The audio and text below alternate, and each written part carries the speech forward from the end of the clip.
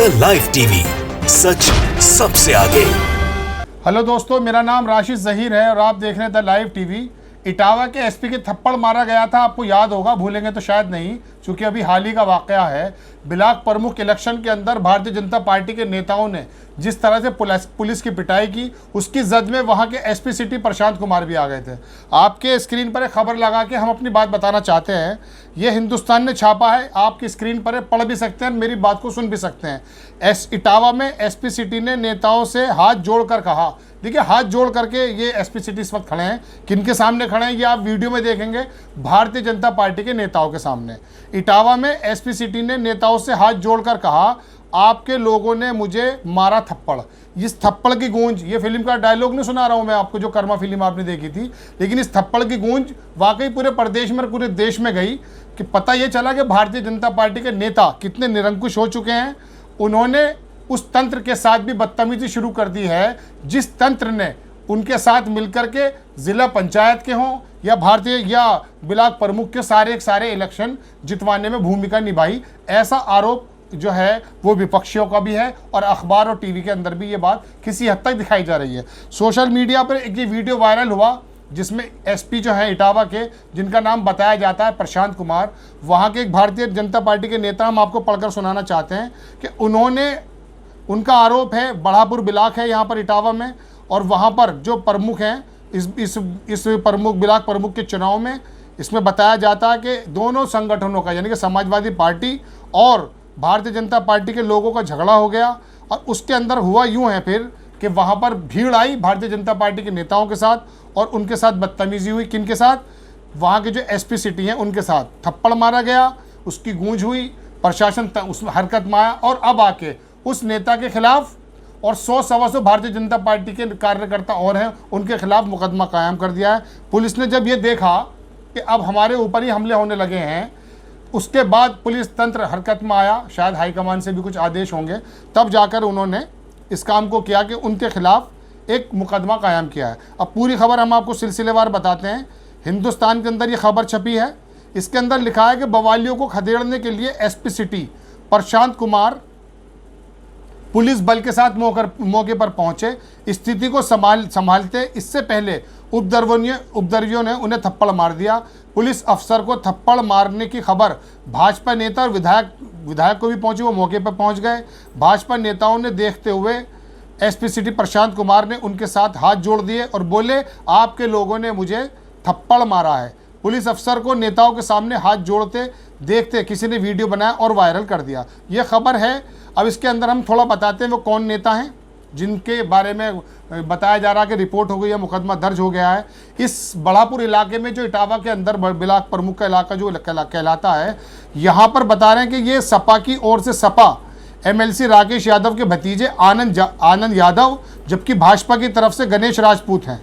भाजपा विधायक सरिता भदौरिया, जिला अध्यक्ष अजय धाकरे का गृह ब्लॉक होने की वजह से इस सीट पे भाजपा की एक प्रतिष्ठा दांव पे लगी हुई थी। भारतीय जनता पार्टी ने अपने प्रतिष्ठा का परछनी बना रखा है इस इलेक्शन के अंदर। उसके अंदर बताना कि उपद्रव को रोकने के लिए जब एसपी सिटी वहां पहुंचे तो किसी ने उसको थप्पड़ मार दिया। इससे पुलिस जवान आग बबूला हो गए, कई राउंड फायरिंग भी हुई, लेकिन फायरिंग हवा में की गई। इसके बाद भीड़ नियंत्रित नहीं हुई तो पुलिस ने आंसू गैस के गोले छोड़े, तब जाकर भीड़ शांत हुई। इस दौरान भाजपा जिलाध्यक्ष अजय धाकरे, विधायक सरिता, एसपी सिटी, उनके कार्यकर्ता पर लाठी बरसाने का आरोप लगाया। एसपी सिटी ने कहा कि आपके लोगों ने मुझे थप्पड़ मारा। हालांकि भाजपा नेताओं ने किसी को थप्पड़ मारने से इनकार किया, लेकिन जिस तरह से एसपी सिटी हाथ जोड़ते हुए नजर आ रहे थे, भारतीय जनता पार्टी नेताओं के सामने एक सवाल खड़ा होता है कि यही वो प्रशासन तंत्र है जिसने इन इलेक्शंस में, 2 इलेक्शंस की मैं अगर बात करूं, जिला पंचायत के इलेक्शन हो या ब्लॉक प्रमुख के इलेक्शन हो, उसमें अफसरों पे आरोप ये लगाया है विपक्षी पार्टियों ने भी कि अफसरों ने भारतीय जनता पार्टी के प्रत्याशियों का साथ दिया, और बल्कि विपक्ष के जो नेता थे, जो प्रत्याशी थे, कहीं उनके अपहरण की खबरें आई हैं, कहीं उन्हें घर से नहीं निकलने दिया गया है, कहीं उनके पर्चे निरस्त हुए हैं। इसी वजह से 75 में से 67 सीटें जिला पंचायत अध्यक्ष की भारतीय जनता पार्टी जीत चुकी है, और इसके अंदर भी बहुत बड़ी जीत हुई है जो ब्लॉक प्रमुख है वो हुए हैं। इसमें योगी आदित्यनाथ जी ने बताया भी है कि सही वातावरण में शांतिपूर्ण मतदान में भाजपा ने जीत को दर्ज करके दिखाया है। लेकिन तस्वीर का दूसरा रुख वीडियो और सोशल मीडिया के माध्यम से आपने देखा कि ये तंत्र, ये पुलिस के अफसर जब भारतीय जनता पार्टी के नेताओं के साथ सपा हो या निर्दलीय हो उनके साथ काम कर रहे थे तब कोई आवाज़ नहीं उठी, लेकिन जैसे थप्पड़ पड़ा एक एसपी सिटी को, इसको कंडेम करते हैं हम भी, हमारा चैनल भी इसको कंडेम करता है कि पुलिस के साथ इस तरह की बर्बरता हो। लेकिन ये कुकुरमुत्ते टाइप के जो नेता पैदा हो जाते हैं, जो सत्ता के मद में चूर होकर के ये नहीं देखते हैं कि ये विपक्षी नहीं है, सरकारी तंत्र है, उनको भी थप्पड़ मार दिया जाता है। एसपी सिटी के जब थप्पड़ लगेगा तो आप अंदाज़ा कर सकते हैं कि उत्तर प्रदेश की जो व्यवस्था है, जो कहते हैं लॉ एंड ऑर्डर, कितना मजबूत है। पहली बार ऐसा हुआ है, हालांकि जब भी सरकारें आती हैं उन्हीं के पक्ष में ये वाले इलेक्शन हुआ करते हैं, लेकिन पहली बार जानकारों का कहना यह है कि इस इलेक्शन के अंदर जिस तरह से पुलिस तंत्र ने और सरकारी तंत्र ने एक पर्टिकुलर पार्टी यानी कि भारतीय जनता पार्टी और योगी सरकार के प्रत्याशियों का साथ दिया, इससे पहले ऐसा कभी देखने को नहीं मिला। लेकिन अब भारतीय जनता पार्टी के नेता के खिलाफ, जिसका नाम भदौरिया बताया जाता है, उसके खिलाफ जो है मुकदमा दर्ज हुआ है और 100-125 लोगों के खिलाफ मुकदमा दर्ज हो चुका है अज्ञात में। अब ये अज्ञात में होगा या उनकी गिरफ्तारी होगी या 2 दिन के बाद खबर ठंडी हो जाएगी, ये तो आप ही लोगों के ऊपर डिपेंड है। दर्शक ने इस वीडियो को वायरल किया, सोशल मीडिया पे वायरल हुआ, तो पुलिस तंत्र को भी लगा कि भाई इतनी ज़्यादा बेइज्जती ठीक नहीं है, अब हमें कोई कार्रवाई करनी चाहिए, वरना एक मैसेज ये जाएगा कि पुलिस नाम की कोई चीज़ यहाँ प्रदेश में है ही नहीं। पुलिस अगर दिखाई देती है तो ठोक दो की राजनीति के अंदर करती हुई दिखाई देती है, एक पर्टिकुलर विशेष वर्ग के खिलाफ एक्शन में दिखाई देती है, एक पर्टिकुलर पार्टी जो भाजपा के अलावा विपक्ष है उनके खिलाफ एक्शन में दिखाई देती है।